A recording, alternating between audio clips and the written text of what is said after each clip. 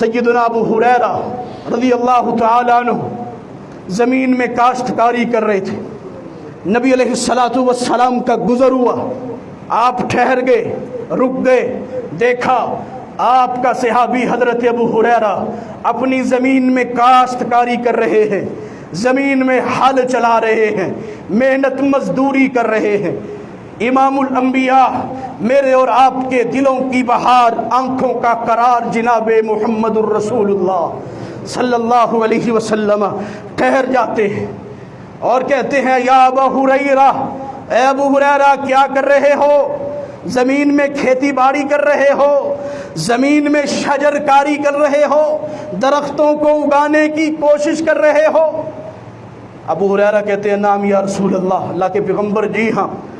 نبی علیہ السلام فرماتے ہیں ابو ہریرہ کیا اس سے زیادہ بہتر شجر